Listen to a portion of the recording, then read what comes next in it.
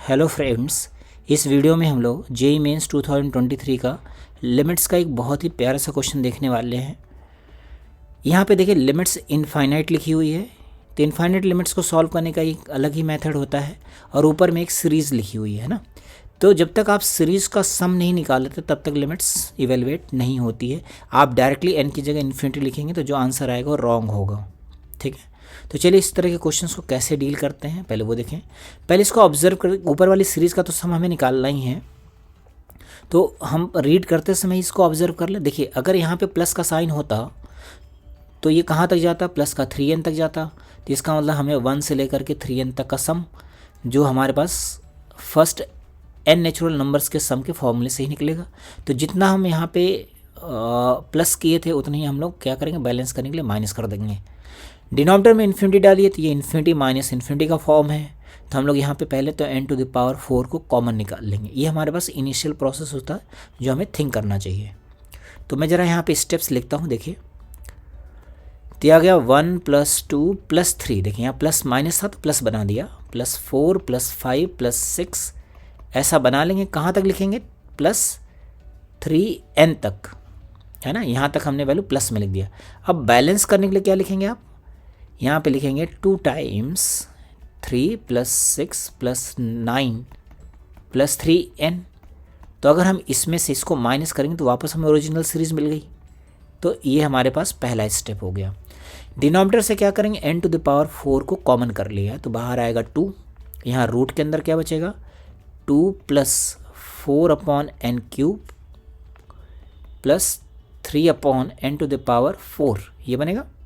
ये वैल्यू हमारे पास बनेगी माइनस, यहाँ ब्रैकेट लगा लें, यह आएगा √1 + 5/n³ + 4/n⁴।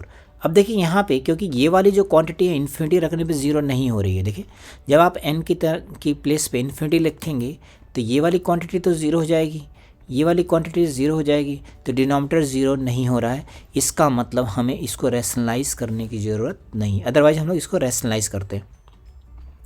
हमारे पास सीरीज़ का फॉर्मूला क्या होता है, 1 + 2 + 3 अप टू n टर्म्स की सीरीज़ का सम कितना होता है, n + 1 / 2।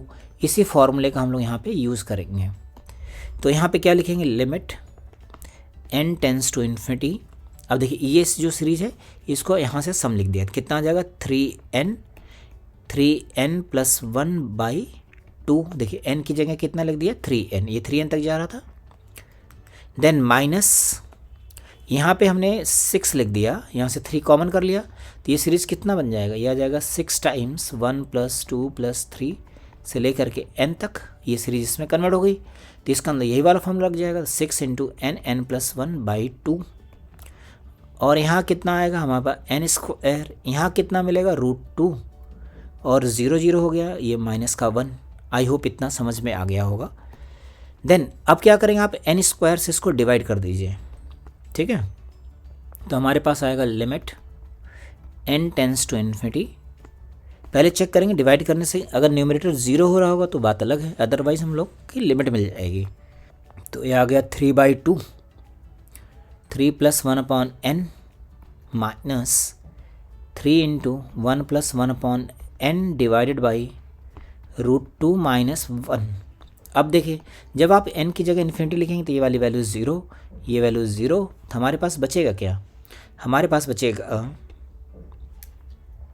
यहाँ पे कितना आ जाएगा, ये आ जाएगा 9/2 - 3 / √2 - 1। यही आंसर हो गया फ्रेंड्स, है ना।